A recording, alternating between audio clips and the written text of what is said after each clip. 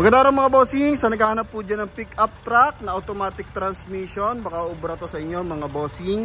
2019 na Nissan Navara EL variant na 4x2 unit, 2.5 liters turbo diesel. Naka-dress up na to mga bossing, nakalip na ng 2 inches, may snorkel na, heavy duty na yung kanyang bumper, harap at likod mga bossing. Yan, so sa mga nagkaka-interest mga boss, ito pwede nyo panoodin ng full review natin. Ang baba lang ng presyo, 775,000. Dapat talaga 850 pa sila mga boss. So tinawad ko yung gulong kasi nasa 70% na lang, tapos upuan. Then sa mileage nito medyo mataas, 101 ang mileage nito mga bossing. Pero quality to mga boss, pwede kayong magdala ng mekaniko, technician, scanner, para at least ma-double check yung sasakyan mga bossing na maayos to mga bossing. Din ipapalinis pa to. And salamat naman, binigay sa tawad natin 775,000 mga bossing ha. May garnish na rin sa headlight, door handle, tsaka sa taillight mga bossing. May 360 camera na rin siya mga boss. Hazard ko lang mga bossing ha. Okay. Yan, so maganda, tinawaran natin, hindi pa malinis yung unit. Kasi pag malinis na to mga bossing, baka ibigay pa to ng 800 mga boss. Kasi mahal din naman yung palit niyan mga bossing eh. So for now yan, binigay sa atin sa halagang 775. May canopy ka na mga bossing. Oh, kung may farm o medyo rough road yung lugar nyo, bahain, ito panalong-panalo mga boss. So wala man tayong duda kasi ito naman po is 2.5 liters and Nissan Navara to mga bossing, turbo diesel to. Oh, ha?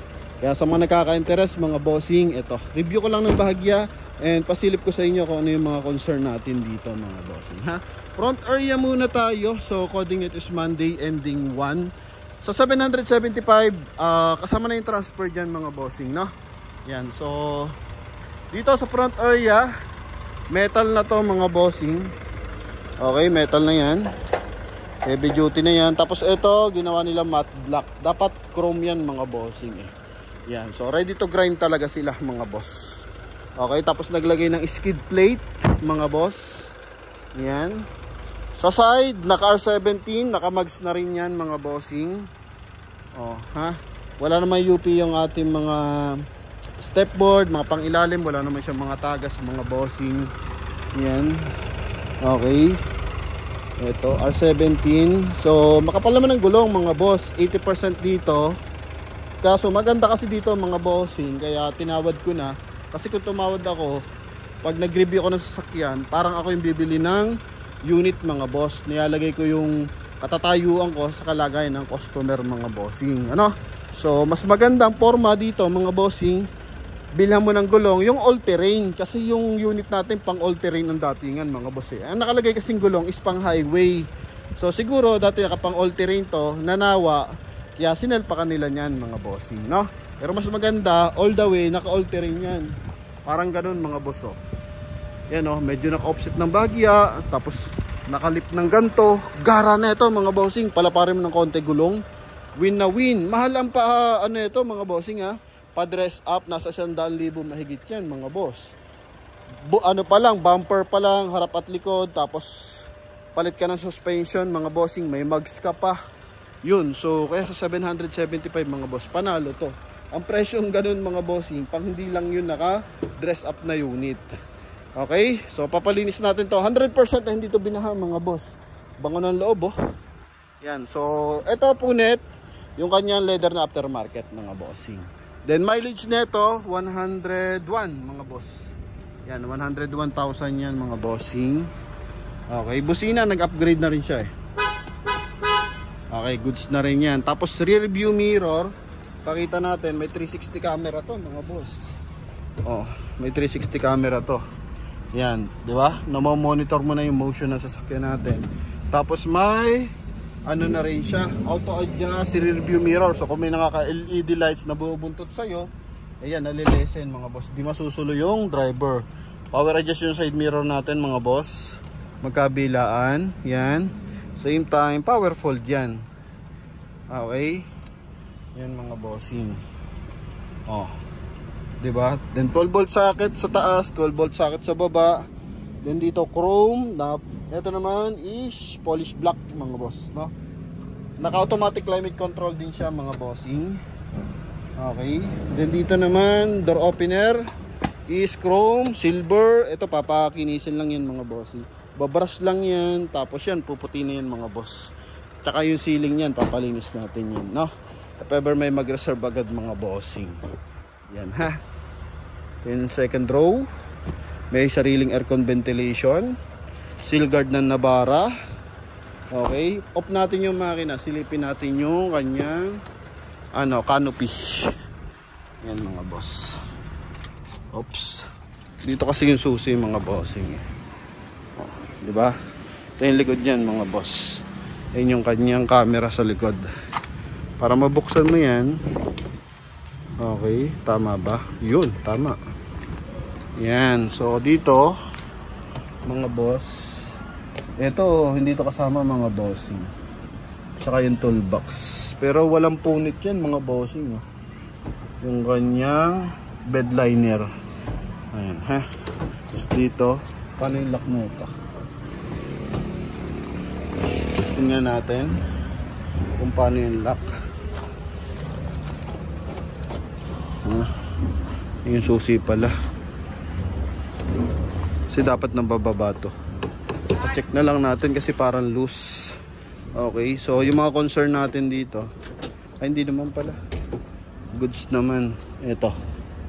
Okay, papalinis lang natin to na maigi mga bossing sa mga magkaka-interest. Ito, loaded na to mga bossing. Yung orange natin, 2016. So, papunta na siya ng Bicol region mga boss, no? 600 plus natin na benta yun, 2016. Ito naman, 19. Yung kasi isa, low mileage, 67 lang. Ito naman, 101. Advantages naman ito is, yun nga, naka-dress up,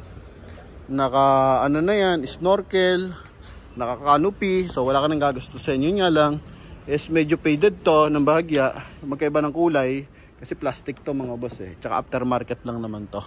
So, yun lang. Kung hindi ka naman masyadong maselan, ito, pwede to sa'yo mga boss, no? 775 mga bossing, ha? Akalain mo yan, ha? Oh. Pinakamababang gastos pag nagpa-dress up ka na sa 100 mahigit yan. Palagay ka na snorkel mga bossing, no? Kaya sa mga nagkaka-interest dito mga bossing, pakita din natin yung engine bay kahit hindi pa siya malinis mga boss. Yan, para at least makita ng ating mga viewers and buyers, paanda rin din natin.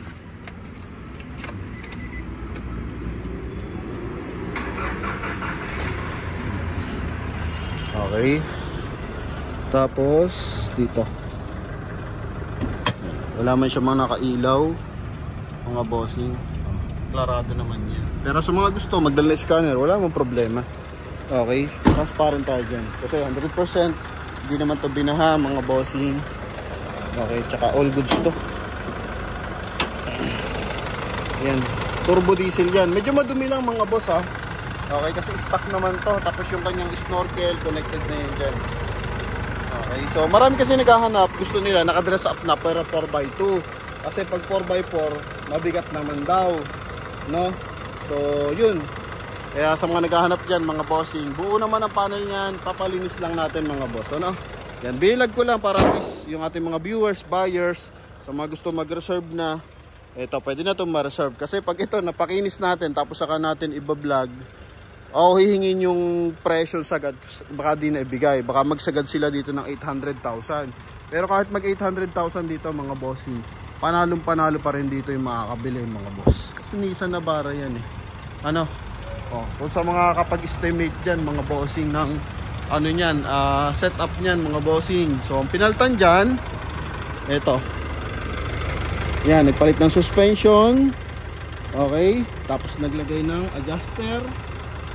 Dito sa likod naman meron siyang stabilizer. Yan mga boss. Oh. Okay. Sa gulong lang sa likod, ito nasa 70% na lang to. Pero sa harapan makapal. Yan. Yun nga, the best na payo ko dyan. Palit ka lang ng all-terrain mga bossing. Then the rest saka mo na palitan. Wapo na to. Palitan mo na medyo malapad mga boss. Grabe, kahit ano lang to. Forma lang sa garahe, napakakisig na ito tingnan mga bossing, ha? So yun lang mga boss, sa mga nagkaka-interest, free transfer of ownership pa rin tayo dito mga bossing. Okay, so yun lamang mga bossing, thank you very much, salamat sa panonood, salamat sa suporta. So tawag na lang kayo mga boss, na interesado kayo mga bossing, no? Kahapon di tayo naka-vlog kasi nag-deliver tayo ng unit kay Boss RSA, kay Boss Ramon ang ng Innova. So noong nakaraan kasi, makwento ko lang mga boss, may bumibili sa akin, driver lang, nagustuhan daw ng boss niya ito, so kinuha yung plate number sa akin, tapos binili yung sasakyan. 2 beses nangyari yon, same na tao, Camry tsaka RAV4. Okay, so noong nakarang araw pumunta rito, pagbaba ng sasakyan yung driver, tapos bumulong sa akin, boss kailangan namin ng Innova. Tapos sunod daw ba si Boss Ramon ang mga bossing, kaya malaking pasalamat tayo dyan mga boss, ano? So yun, at least nakakonect tayo sa mga bilyonaryo, sa maliliit na tao mga bossing. So ganun tayo makisama mga boss, ano? So maraming salamat sa lahat ng sumusuporta, maliit or malaki mga boss. Thank you very much. Bye bye.